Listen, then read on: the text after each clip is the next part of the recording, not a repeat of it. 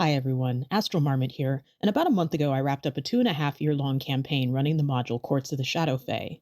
I wish I could find the random Redditor who recommended it to me so many years ago. I'd like to curse and thank them at the same time. When I started the module, there weren't very many reviews of it online, and almost all of them were from people who had read the module but not run it. Well, my friends, I've been in the trenches. I know what it's like to run this beast, and I'm here to tell you what I learned and maybe spare you some of the trouble I encountered along the way. If you're planning to be a player in this module, go no further. It's nothing but spoilers from here on out.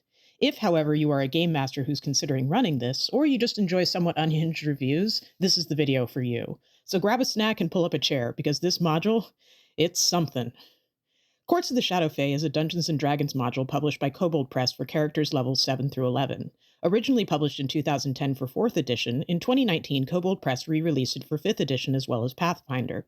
Written by Wolfgang Bauer and Dan Dillon, the adventure takes the party from the world of mortals to the Shadow Realm, where they must earn enough status in the Shadow Fey court to gain an audience with the Queen of Night and Magic. It is highly political, but combat is on the deadlier side, as is usual for Kobold Press. The adventure is bracketed into 4 buckets or acts, each with their own unique focus and unique issues. That said, the majority of the adventure is fairly nonlinear, proceeding at the pace the PCs set and giving them ample space to develop relationships and build their own story. This was a major selling point for me when I purchased it. I wanted to try my hand at running a module, which I had never done, but also wanted to avoid an adventure that felt like it was on the rails. Courts of the Shadow Fey does this well for the most part. The middle acts in particular rely heavily on the players to drive the action. This module is not for inexperienced players, or inexperienced dungeon masters for that matter, something that will become more evident as we get deeper into the video. The book opens with an introduction about elitism as villainy. The main thrust of this section is to introduce you to the idea of status within the court as an actual mechanic. Players enter the court with a low status number and gradually work their way up the status ladder. As they do, new encounters are unlocked and new NPCs become available to interact with. This was also a major draw for me as a dungeon master, and it's one of the things that the book does best. We'll talk more about the status system during Act 2. This introduction is followed by an adventure summary. To recap, long ago the Shadow Fey made a deal with the previous rulers of the city of Zobek that allowed the people of Zobek to live in peace. Years later, the Zobekians overthrew their rulers and became a democracy of sorts. It takes about 80 years for the Shadow Fey to notice, but once they do, they believe that their contract with the previous rulers is now void and that they are the rightful rulers of the city. The adventure begins with strange happenings occurring all over Zobek as the Shadow Fey begin issuing edicts and enacting new laws that turn everything in the city upside down. To solve this mystery, the party must find the hidden Shadow Fey ambassador, and then discover a ritual that allows them to travel the Shadow Roads into the Shadow Realm. Once there, they make their way to the court, which is covered by an illusion that makes it appear abandoned. By making clever choices, the party can raise their status enough to pierce the illusion and begin to interact with the court as it is. By dueling, wooing of courtesans, and smart politicking, the party can gradually increase their status until they gain an audience with Queen Sarastra and petition her to relinquish her claim on Zobek. The Queen agrees to do this provided the party gets the assent of the Moonlit King, who is currently insane and locked away in a labyrinth. The party must traverse this dangerous terrain to reach the king, where they will either persuade him or defeat him in combat. The module ends somewhat abruptly after this. We'll talk more about that in Act 4. Act 1 is largely concerned with the strange happenings in Zobek, finding the hidden ambassador, and discovering the ritual that opens the Shadow Roads. It begins with an assassination attempt against a priest of a local temple. This is the party's first encounter with Shadow Fey, who are largely considered apocryphal throughout the city. After this, weird Fey stuff begins happening around the city. Streets disappearing, the river freezing over in the middle of summer, and most ominously, mysterious messengers in black who declaim edicts from the queen but disappear when approached. The module provides a list of 10 strange happenings to tease the party with. As time goes on, the edicts issued by the Shadow Fey become more and more draconian, people begin disappearing, and an all-around crisis blooms. In the midst of this, a visitor appears in the dreams of the party one night and invites them to visit a place called Winter's Kiss, the home of the Shadow Fey ambassador. Problem is, no one in Zobek has ever heard of Winter's Kiss, let alone a Shadow Fey ambassador. Act 1, Scene 4 is devoted to the challenge of locating the Shadow Fey embassy. Here is where we run into the first difficulty with this module. If you are running it as written in the city of Zobek, you might be tempted to share a map of the city with your players. On the plus side, Kobold Press has conveniently provided a beautiful interactive map of Zobek on their website. On the downside, that map has the Shadow Fey embassy keyed on it. That's right, Kobold Press spoils their own module on their own map. This actually stopped me dead in my tracks the first time I tried to run this. Nothing is more embarrassing than a player saying, "Hey, isn't this the place we're supposed to be hunting for?" while pointing at the map you provided them. If you decide to use Zobek as the base of operations for your players, you have to make your own map of the city and hope that your players don't take any initiative to learn more about Zobek online. This is baffling, to say the least. Why Kobold Press would do something like that is beyond me entirely. Eventually, they find the hidden ambassador and learn about the history behind the queen's claim to Zobek. The ambassador tells them that unless they can change the queen's mind, the edicts will continue. They also learn of the existence of a Fey ritual to open the Shadow Roads. Act 1, Scene 6 is concerned with them seeking out the ritual, discovering it, and using it to open a portal into the Shadow Realm. The final scene of Act 1 consists of several encounters the party can have along the Shadow Roads, depending on how well they perform the ritual. One of these encounters deserves special mention. It takes place on a Mobius strip, which, for those who don't know, is a shape with only one side. I could probably make a whole video just on how to run this encounter, but it's enough to say that this is the kind of extremely clever encounter design that attracted me to the module in the first place. It's a bit difficult to grasp, but once you do, you've got a highly unusual encounter that is both combat and a puzzle for the players at the same time. My advice on running Act 1 of Courts of the Shadow Fey? Don't. I was so frustrated by the spoilers on the map that I decided to homebrew an entirely different starting area for the players. I recommend doing this not just because of the spoilers, but because the adventure assumes a level of familiarity with Zobek that just isn't warranted. At no point are the players given much of a reason to care about the city. You need to either spend more time in the city before the adventure truly starts, or build that caring into their backstories. I lifted a different area from the Midgard Worldbook to put the players in, a barefoot colony in the Shadow Realm itself called the Moonlit Glades. Is it more work? Yes, and that will become a theme throughout this review. Running this module requires more work from the DM than your average adventure. I took the same basic concept, a Shadow Fey takeover of the area, and applied it to the Moonlit Glades, then started the players off by having them spend time in the glades and grow fond of it. That way, when the Shadow Fey incursions began, the players had a reason to care. I recommend doing the same in your game should you run this. Go through Act 1, pull out the bits you like, and rework them into a location you've created yourself. There's some good stuff in there, like the Mobius strip encounter, but a lot of it is just search for this place. You can't find it. You can't find it. Great, you found it. Now search for this ritual. I'm certain you can brew up something better on your own.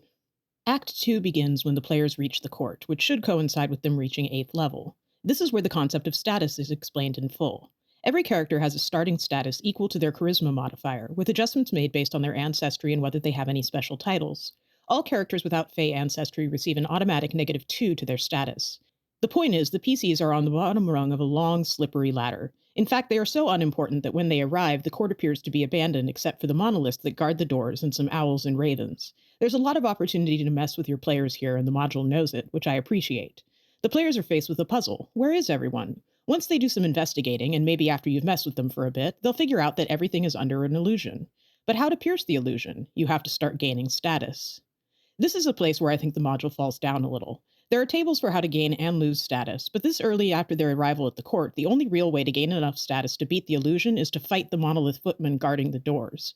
This sets an unfortunate precedent that fighting is the best way to solve a problem in this court where that is decidedly not the case. In fact, you are penalized if you fight any servants. There is dueling as an option to gain status, but this is done in a mechanically and socially formal way, and not available to the party when the court appears empty. This is as good a time as any to mention that the module seems to assume a fairly bloodthirsty party throughout the book. Even the meeting with the hidden ambassador in Act 1 has an entire combat encounter statted out just in case the party decides to beat the information out of him. I suspect this is a hangover from being a 4th edition module originally, and I say that as someone who loved 4E Put the Gun Down. This can be a problem as well if your players are not bloodthirsty and are trying desperately to pierce the illusion without violence. In this instance, it would behoove the adventure to have more than one way to do so, and I suggest rewarding your players' creative attempts to see the truth with status. As their status increases, pieces of the illusion begin to slip and the characters can see more and more of the court. Certain encounters require that your status be at a certain level. For example, you need a status of 11 or higher to be invited to join the Grey Ladies or the Lords of Light faction, and a status of 26 to speak with the Queen herself. Some of this information is in tables, and other times it's in the text, which is confusing. This part of the book, more than any other, speaks to the need for an index. As it is, there's very important tables scattered throughout this section, and no easy way to remember where they are. I would greatly prefer if the tables were all in the back in an appendix of some kind that I could flip to easily during the session. I recommend taking pictures of the tables you'll use most and putting them somewhere like a Miro board so you can have them all in one place to reference. The module then devotes some time to Fey gifts, which are essentially ways of trading ability score points between a PC and an NPC. It also goes into gifts of memories. The Fey have a taste for mortal memories and use them to either craft certain potions or just as a delicious memory snack. This is actually very cool, and I would have loved to have seen more of this, because after this section it's never mentioned again. It's up to you as Dungeon Master to incorporate it into the adventure as you see fit. I dovetailed this with another problem in the module, namely that there's nowhere to shop in the courts for basic supplies or really anything. Since the module assumes everything in the next 2 acts takes place in the court, it would make sense to have somewhere for the party to buy things. I decided to create a monthly night market in the lower courts, where vendors would bring in wares from across the plains and players had the chance to spend some gold. I also created a memory merchant who specializes in trading mortal memories and made him available to the party for barter. This gave me a way to incorporate the cool Fey memories thing in a way that's tangible and also provided the party with the necessary supplies. Was it more work? Yes. Like I said, that's the theme of this module. If you want to run it well, you'll have to do some extra work. Maybe all modules are like this. I only have this one to go by. But not asking the question, what can the players do with their gold, or how will they get supplies, seems like a big oversight. And now we reach the map of the court. This is the map provided by Kobold Press, with 68 different locations divided into 3 parts: the lower courts, the Winter Palace, and the royal halls. This map has issues. To start, the compass rose is reversed on the map, but all of the room descriptions use directions like north and south as though the rose is oriented normally. Sometimes the room descriptions reference things that aren't there, some rooms aren't labeled at all, and sometimes it misses things that are there. Number 3 is a great example. On the map, it's clearly a room with banners, but the key insists that it's a tree. There is a tree about 80 feet away from room 3, but it's not keyed, so it's unclear if that's what they were attempting to refer to. This map needs some heavy reworking before you can put it in front of your players. Now, I enjoy making maps, maybe even a little too much even, but this one was a heavy lift. Here's what I eventually created, and you can download a high-res version of it in the description below so you don't have to suffer as I did. If you're playing virtually and using Roll20 or Fantasy Grounds, you can buy this module and the map will be provided, but I'd still recommend using a nicer version without the goofy compass rose to prevent confusion on everyone's part. There's issues with several of the maps throughout the book.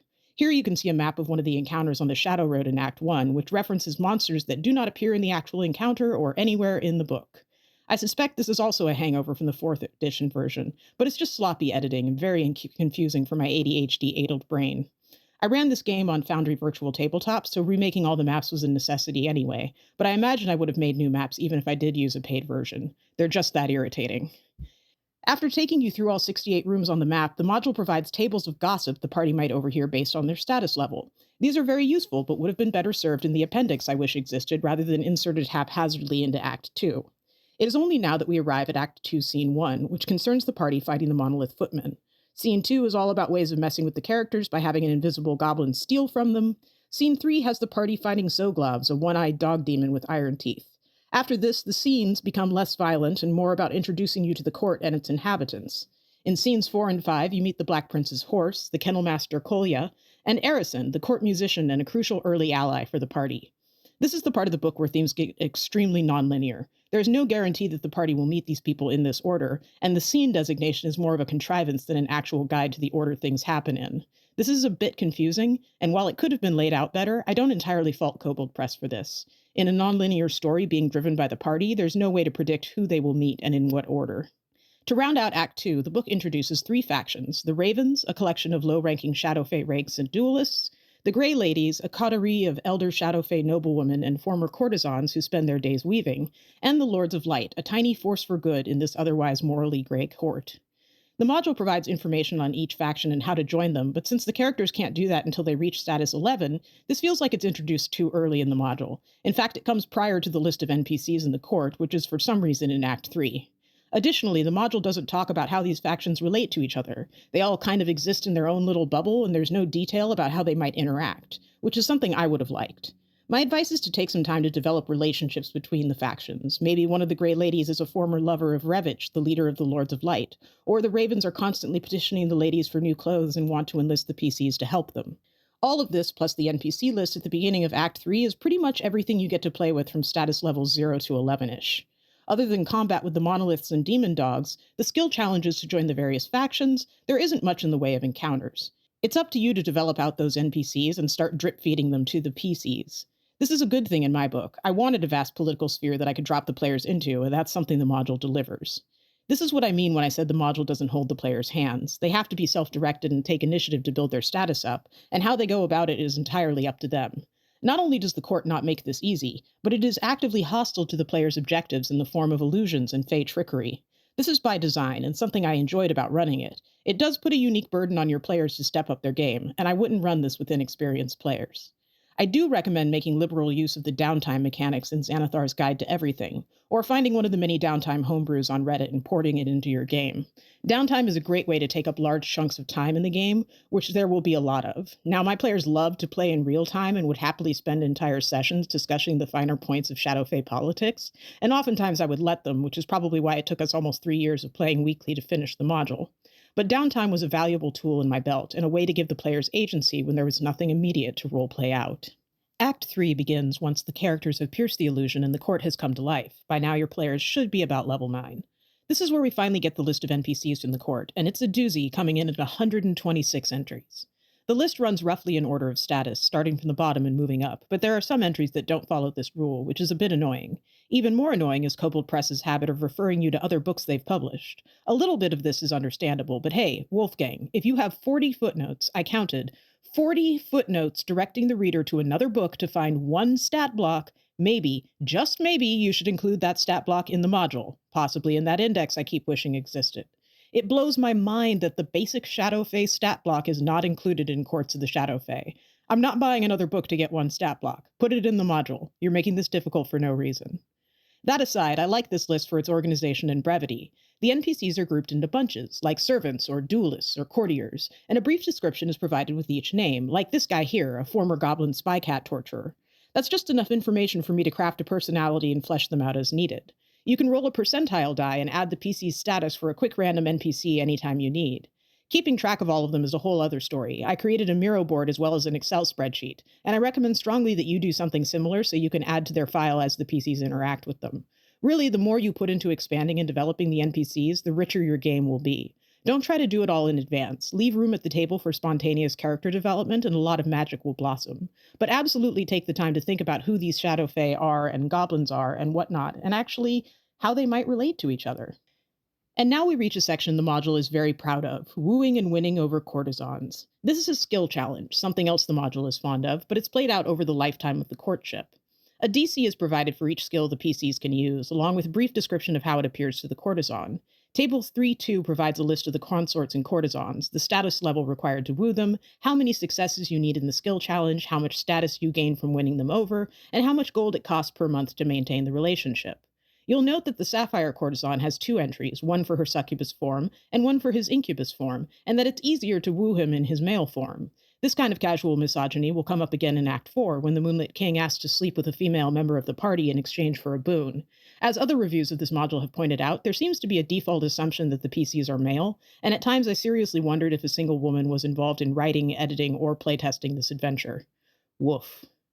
This is also where they saw fit to put the table with status rewards for some reason. You'll reference this table a lot, but it's not comprehensive. There are other rewards for status that are scattered throughout the text, so be sure to read carefully and make a note of them as you go.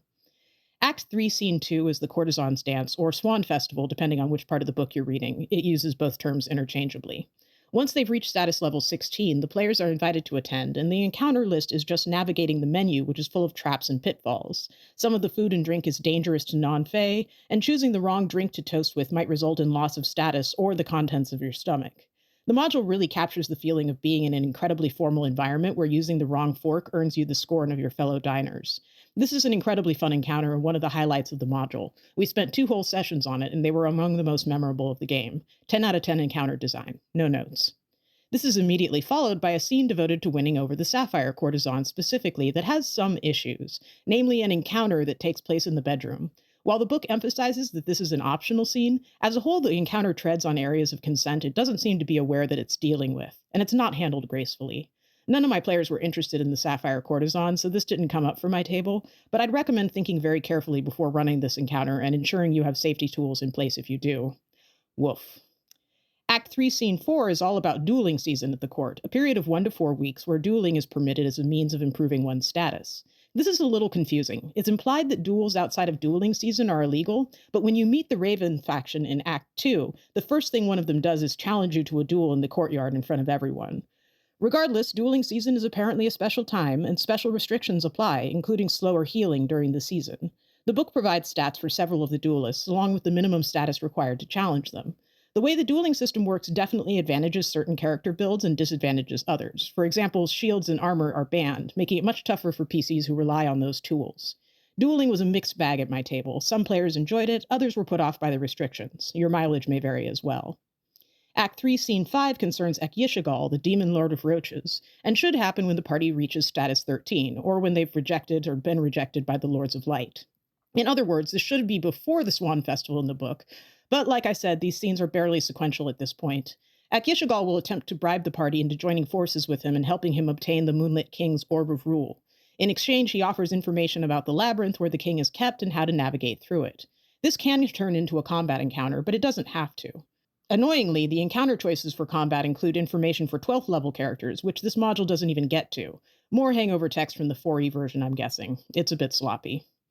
Scene 6 is a meeting with the Black Prince and happens when the characters reach status 17. The Black Prince attempts to intimidate the party, warns them against any machinations involving the Blood Royal, and tells them to leave the court before the next full moon. If the party resists, combat will likely ensue, unless you're my table and you very cleverly manage to talk your way out of it. Whether they defeat the prince using words or weapons, the prince is gracious about it, and once they reach status 21, they are invited to go hunting with him for the Firebird, which is the focus of Scene 7. The Firebird hunt deserves special mention because of how unusually it's designed. Rather than a traditional grid, the PCs are on a kind of circle map that has its own specific movement rules. I messed this encounter up when I ran it. The book doesn't clarify whether the PCs can move through the black space in the middle. I allowed it, and it trivialized the encounter for them. Don't do like I did. However, it was still fun. The Firebird is mentioned multiple times throughout the module as a gift that the Queen desires, and finally being able to catch it was a big deal for the players. They are then faced with the choice of keeping the Firebird to give to the Queen, or handing the Firebird over to the Black Prince, who wants to present it to his mother himself. My table opted for the latter as a way to curry favor with him. This is especially relevant for the next scene, Scene 8. If the party decides to give the Firebird to the Queen themselves, the highest status member of the party is invited to become the Queen's consort. The module treats boning the Queen like it's a high priority for the PCs. This was not the case at my table, but hey, maybe your table is different. I also deviated from the module in this act and decided to throw a masquerade for the party. There isn't one in the module, which seems like a bit of an oversight, but my players expected it, and I said, sure, how hard can it be?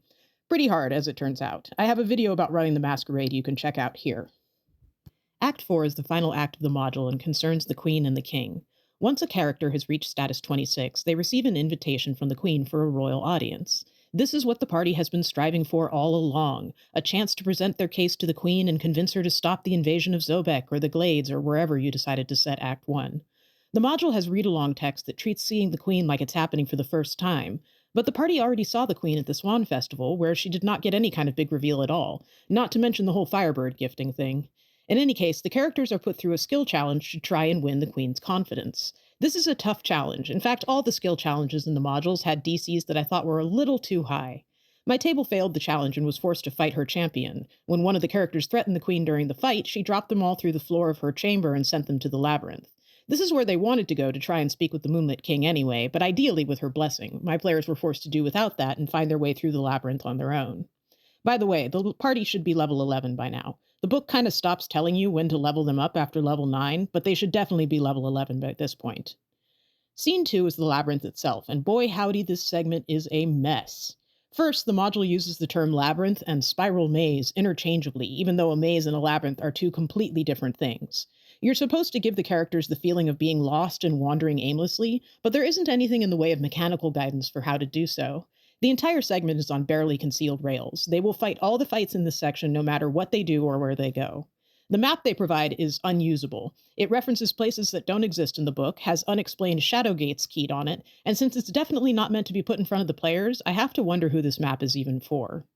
This scene is an encounter with a hypnotic brazier and some shadow beasts. I've avoided mentioning the shadow beasts until now, but they're all over the module, starting with the encounters on the Shadow Road in Act 1. Kobold Press loves to give their monsters a bunch of immunities and resistances, along with abilities that stun or stop the PCs dead in their tracks. I'll admit it's kind of fun as a DM, but when one of my players offered me $100 if they never had to fight a shadow beast again, I could tell that it was less fun from the player's side of things. Scene 3 is an encounter with a hedge dryad that controls several vine trolls. Killing the vine trolls is yet another skill challenge, but the text doesn't make it clear how the skill challenge works while the party is in initiative. I've reread this section more times than I can count, and I still don't get how it's supposed to work. Fortunately for me, my table talked its way out of this encounter, so I didn't have to figure it out. Best of luck to you if you do. Scene 4 is a rare non-combat moment where the party encounters Art of Alessian, a disgraced Shadow Fey noble whose eyes were taken by the eye golem guarding the king's tower. Her daughter is also in the labyrinth, and they have been cursed to never be able to find each other. She begs the party for help and asks them to slay the eye golem and perform a special ritual that will lift the curse and allow her to reunite with her daughter. In exchange, she can apply a simple binding charm using holly and a firebird's feather, better hope the party kept one, that will protect them from the king's aura of madness once they reach the tower. There are other eyeless beggars wandering the labyrinth that the party might encounter and learn things from, but the module expects you to fill out all those details. You thought developing 126 NPCs was enough? Oh, my sweet summer child. Scene 5 is the eye golem, which is exactly what it says on the tin, a golem covered in eyeballs. This is another example of a Kobold Press monster with a lot of resistances and immunities and several things that I can only describe as fuck-off abilities, like permanently blinding the PCs. Permanently? Jesus, Wolfgang, can't these kids catch a break? No, because they have to fight the golem with several shadow beasts as well. Combat is no joke in this module, and unless you're careful, it could be very unfun for the party. My eye golem rolled terribly, though, and the party rolled really well, so they survived the encounter, recovered the eyeballs the golem had stolen, and gave them back to the eyeless beggars. They also performed the ritual Art of Alessian needed to reunite with her daughter. A joyous occasion all around. That brings us to the final scene of the module. Scene 6, the Tower of the Moon. Here the party encounters the Moonlit King, who is locked away in the tower and almost completely insane. The party must try to lift the king's madness by successfully answering 5 questions that he puts to them. How long has my bride ruled the realm? Who brought this madness upon me? Who sent you here? Where is my daughter? And how has the queen ensorcelled me? Don't know the answers? Well, that's because they're buried in box text scattered randomly throughout the book. The module doesn't even bother to give you page references to where they are. It's just, they're in the book somewhere. I sure hope you communicated this information to the party somehow. My kingdom, my whole kingdom, Kobold Press, for a goddamn appendix. If this information is so vital to the adventure, you have to do a better job of flagging it for the dungeon master, because should they fail in this skill challenge, an incredibly difficult combat encounter ensues. This is probably true of all modules, but you absolutely have to read this module through, start to finish, before you run it, and maybe create your own index since that's the only way you'll have one. My players bought into this campaign because it promised to be highly political and allowed them to use their wits to solve problems. It would be an incredible shame to reach the last encounter and find out that because the DM didn't know what information was important enough to communicate, their wits will do them no good. I should mention that this map is also untenable. It starts on the first floor, but the text refers to the ground floor, and then the floor above that is the first floor. It also tells you that the king is sitting behind a wall of moonlight, then directs you to the Orb of Rule description for more information. There is nothing about a wall of moonlight in the Orb of Rule description. It never comes up again. Whether they succeed in the skill challenge or defeat the Moonlit King in combat, his madness is lifted and he is willing to bargain for the fate of their home. This is where you get the charming option of having a female character, gotta specify no homo, right, spend the night with the king, which leaves her with the choice of advantage on all saving throws against a single damage type, but disadvantage on all saving throws made against necrotic and radiant damage. This is so icky, I'm not even going to get into it. Just throw this option in the trash where it belongs. This module badly needs a sensitivity reader. Other options include sacrificing a powerful magical item or swearing a divine oath to slay the demon lord of roaches. The module also provides options should the party decide to slay the Moonlit King and seize the Orb of Rule for themselves. Only bad things come out of this option, and I wasn't worried that my table would go this route. In fact, they went the opposite direction. The party wanted to restore the king to his throne. The module doesn't consider this as an option for some reason. Instead, once the king agrees to give up his claim to the city, the module is functionally over. Your return to Zobek is as quick as the step from a shadow into the light of dawn. Few mortals escape the Shadow Realm alive, and fewer still after handing a defeat to the king and queen of the Shadow Fey. But when you return to Zobek, you discover that the city seems to have forgotten the Fey entirely. Amazingly, it's been a year and a day since you left the city. Even so, it's as if your entire experience was a midwinter night's dream. The ambassador is the only one who remembers your deeds, and indeed, the only one who thanks you. And that's it. The module's over. Now, I don't know about you, but it was all a dream, guys. Seems like a really unsatisfying ending to me. Instead, I ended up homebrewing a ritual the party could perform to restore the king to his throne that involved enlisting 33 NPCs to join them at midnight in the lower courts for the changing of procession. This meant that they still had plenty of politicking to do when they got back to the court, figuring out which relationships to leverage and how they could perform the ritual under the nose of the queen without her finding out. It was a much more satisfying way to end the module, and the party successfully restored the Moonlit King to his throne, thereby saving the Moonlit Glades and the court. Act 4 is the most on-the-rails the adventure gets, and it's pretty severe whiplash compared to the 2 acts before it. The key takeaway I have for you is to read through this section thoroughly and make sure you convey the box text information to the party during Act 3, so they at least have a chance to win the skill challenge against the king. I also recommend having something for them to do at the court that allows them to cash in on all the relationship building they've been doing up until this point. Let the end of the adventure reward them for their clever politicking, rather than just dropping them through a portal and back to their home. Courts of the Shadow Fey is a complex and ambitious module that tries to do a lot of things. Some of those things, like the status system and the NPCs, it does really, really well. Other things, like in counterbalance and clarity, it does not. My pettiest gripe with this module is the editing. Along with the 4E hangover text, constant references to other books, and the baffling lack of an index, there are some absolute gems like pages that refer to themselves that I didn't even have time to include. There's so much that's unique about Quartz that it's hard for me not to love it despite its flaws. However, there are also some deep problems that end up putting a much higher burden on the dungeon master to solve. The freeform nature of Acts 2 and 3 are a challenge for any DM to navigate, but with motivated and self-directed players, it can be incredibly rewarding. Ultimately, I don't think running a module should be quite as much work as this one was. Maybe that's something inherent to all modules. Like I said, this is the first one I've ever run, but I suspect that's not the case. To my mind, a module should be less work than homebrewing, not its equivalent. Do I recommend this module to other dungeon masters? Yes, actually, but conditionally. Be prepared to rework Act 1 into a different location. Give players non-violent options to advance their status. Create a way for players to spend their gold. Take pictures of all the tables and put them into one location like a Miro board. Redo all the maps. Track all the NPCs, also on a Miro board or equivalent. Make liberal use of downtime. Excise the random sexism. And finally, play with highly motivated, self-driven players who love to roleplay. I've spent almost 3 years of my life in this world, and for the most part, I absolutely loved it.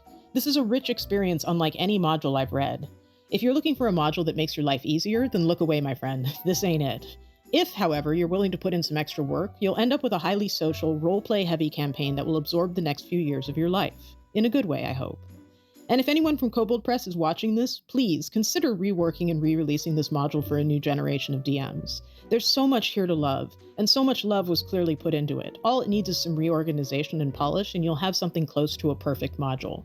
If you ever decide to do that, call me. I will gladly be a part of making that happen. Thanks for watching this video all the way through. I know this isn't my usual fare, but I saw the need for this kind of review and decided to fill the gap myself. Special thanks to all my supporters on Ko-Fi.com. If you like what you heard, if you got some value out of this, please consider supporting me at Ko-Fi.com/astralmarmot. I'm a tiny channel, and every little bit helps me to grow. Let me know in the comments if you've run Courts of the Shadow Fey, or if you'd like to, and I'll answer any other questions you may have. Be sure to like the video, subscribe, and hit the notification bell for the next time I need to go on a mildly unhinged rant. Thanks again for watching. Go get a glass of water, and may your modules forever be sources of inspiration over frustration. And unclench your jaw.